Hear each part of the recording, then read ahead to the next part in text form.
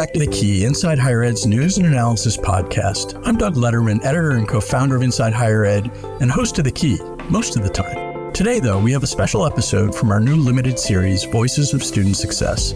Student success is a growing priority for many institutions as leaders grapple with public doubt about the value of higher education, a looming demographic enrollment decline, and historically high levels of mental health issues among Gen Z learners.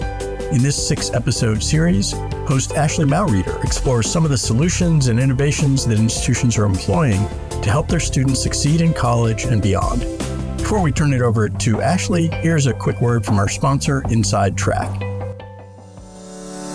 This episode is brought to you by Inside Track, the nonprofit leader in student success coaching for more than 20 years. Inside Track uses the power of coaching to support individuals in achieving their educational and career goals, transforming lives and institutions while creating social change. Learn more about this important work at insidetrack.org/thekey.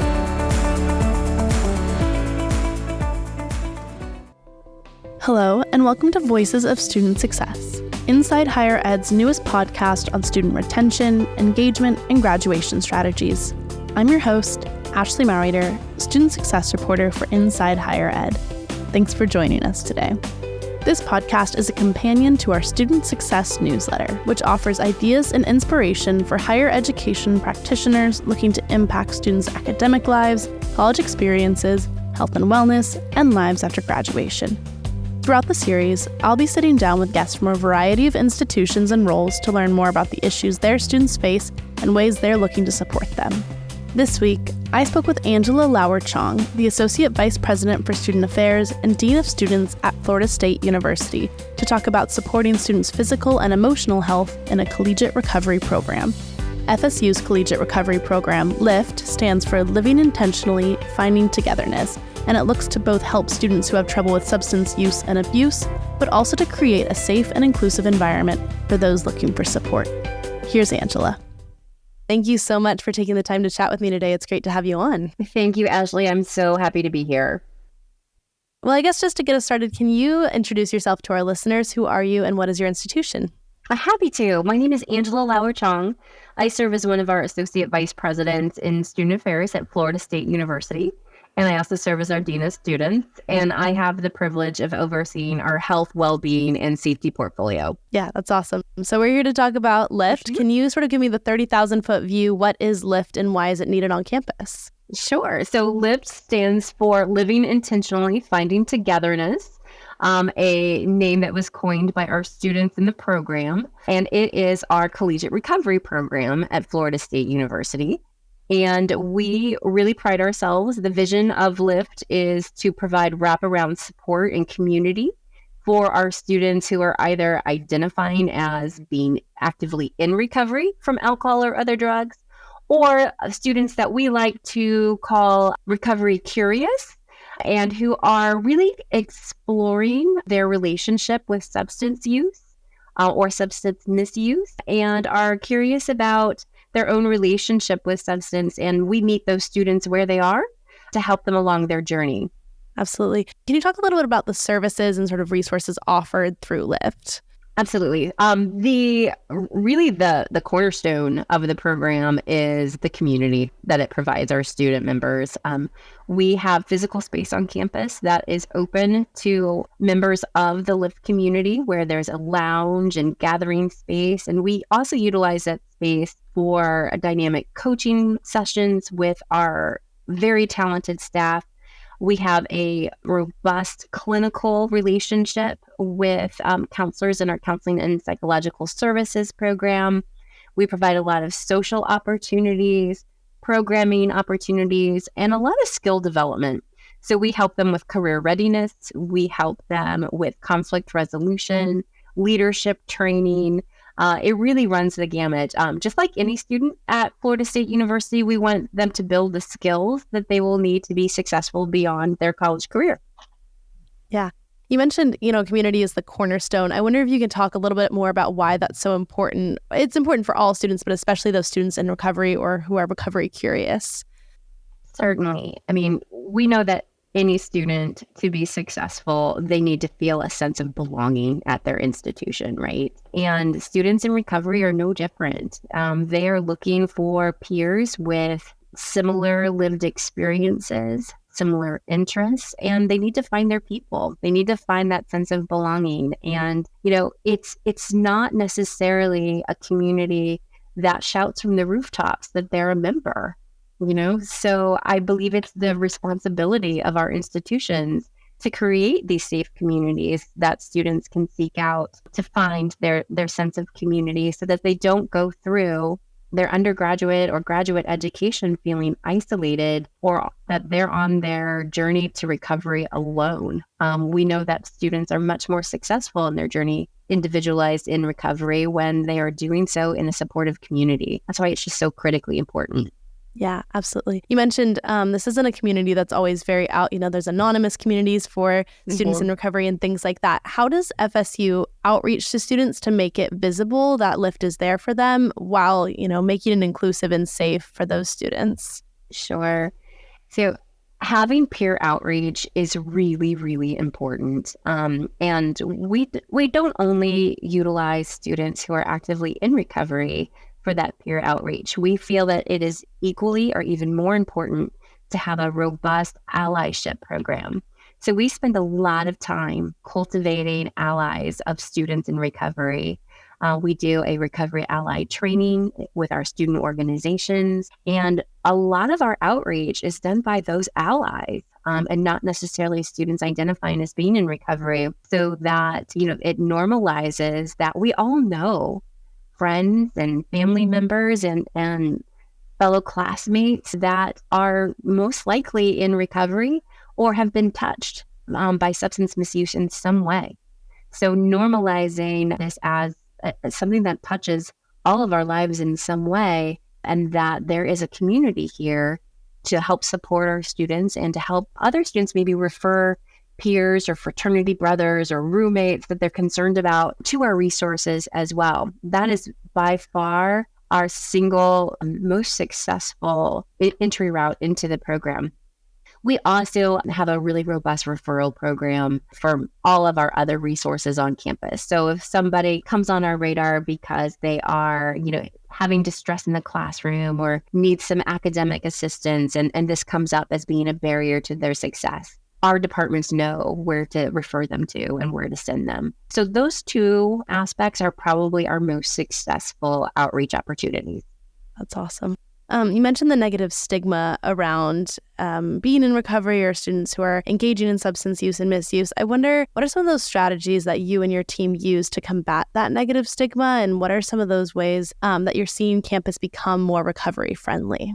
I think a lot of it is engaging in the conversation and normalizing the conversation. Like I mentioned, we go into fraternity and sorority chapters, for example, and we train our students on what recovery is, what substance use disorder is, how it is a public health issue, how it is, something that individual is experiencing that they need help, they need attention, and really trying to reframe that for them to help, kind of take away some of the mystery of it. I feel that a lot of peers are afraid to start the conversation if they're concerned about a peer. And we give them the education, the tools, and the resources to be able to, really approach that conversation with a friend and from a place of care. I'm worried about you. Have you ever thought of this? How this might be impacting your education, et cetera, and giving them the tools that they need to have those conversations, I think has helped a lot, as well as seeing, the robust ally program and the robust programming associated with Lyft. It just kind of helps normalize that this is another identity group on campus that is thriving if they have the right support and community embracing them at Florida State. Yeah, that's so cool.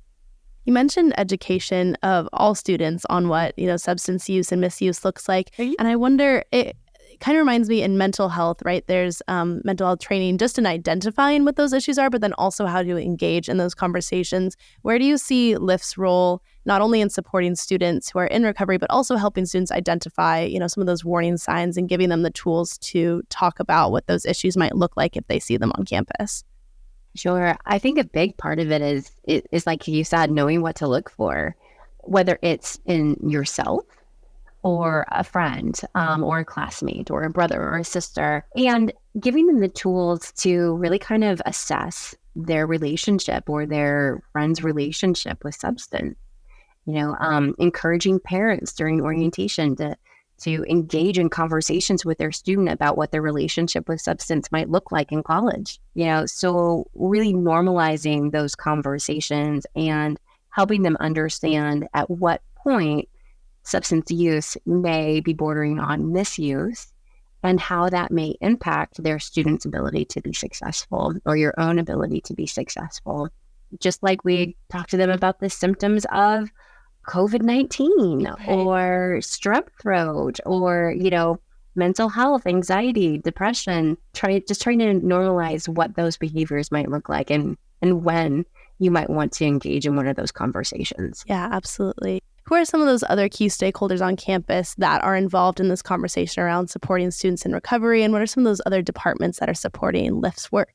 We are very fortunate at Florida State. We have such support for this program from the top, from the middle, and coming up from our students as well. Our provost has been a champion of this program since the beginning. Our former dean of the College of Social Work is now our current provost, and that support has carried forward. We've had support from our administration to financially be able to renovate space on campus to provide this special community space for our program. And we have really strong partnerships with our campus recreation department, our counseling and psychological services, our student engagement, fraternity and sorority life. It's really been so heartening to see the support come from such a holistic framework of departments and stakeholders on campus, including our students, because everyone knows someone who has been impacted by addiction or substance misuse. And everyone has a story. This touches every single one of us. So it has just been amazing to see how everyone has just rallied around this community with this level of support. It reminds me, the 8 dimensions of wellness, right? Mm-hmm. Students don't exist in silos or departments. They are multifaceted, and having that wraparound support is so critical to supporting all parts of them, right? Academically and physically, among other types of wellness. So. Absolutely. And that's our framework at Florida State. We take a holistic, we identify 9 different dimensions of holistic wellness. And, I can point to each dimension showing up within our collegiate recovery community because every single dimension is so critically important. Yeah, absolutely.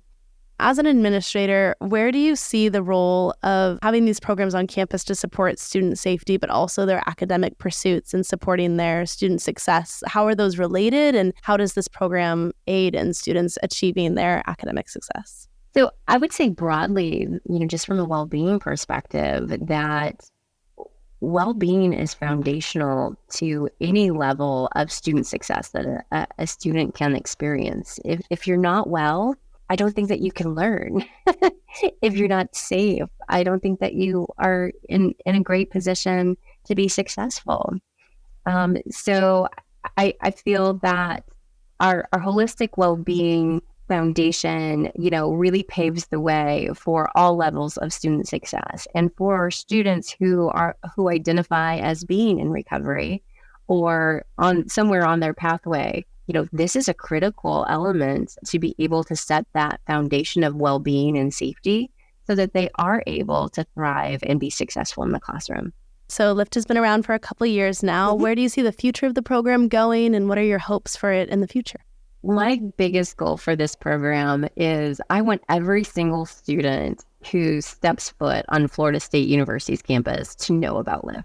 Whether they are in recovery or know someone in recovery, or if they're curious about recovery, I want them to know what our program is, because inevitably they are going to have a peer a roommate, a classmate that they, may need to have a conversation with about some of these issues. So that is when I wake up in the morning and I think about the future of Lyft, that is my highest priority. In addition to that, I think we have so much potential to take what we have created at Florida State University and replicate it at other institutions, to broaden this level of support for other students that should never have to make a choice between their recovery and pursuing an academic career at the institution of their choice, engaging with alumni to make that happen and helping, this movement really grow, just beyond the borders of Florida State. Yeah. If you had to give advice or insight to an administrator at a peer institution, what would you share that you've learned in the past few years? That these programs do not grow overnight, that you can't, just set up hire a staff person and set up an office and, students come out of the woodwork saying, I want to be a part of this community. It takes a lot of intentionality. It takes a lot of outreach and a lot of support from a lot of different areas from the university. So to really be sure that you're cultivating that support from the top, the middle, and from the students up is critically important. And that you have those peer voices at the table so that students can see that there is an existing community that they want to be a part of. That's really critically important. And just to identify your champion and have some patience. It's a lot of hard work, but it is truly, truly worth it. That's awesome. Well, Angela, thank you so much for taking the time to chat with me. It was so wonderful speaking with you and learning more about Lyft. Thank you so much, Ashley. And a very big thank you to our listeners for joining us today for this episode of Voices of Student Success. This is the end of our first season, but don't worry, we're not done yet. I'm passing the mic back to Doug for the next few weeks, but you can expect to hear more from me and student success leaders in the very near future. That's all for this episode. I'm Ashley Maureiter, and I'll see you real soon. This episode is brought to you by Inside Track, the nonprofit leader in student success coaching for more than 20 years. Inside Track uses the power of coaching to support individuals in achieving their educational and career goals, transforming lives and institutions while creating social change. Learn more about this important work at insidetrack.org/thekey.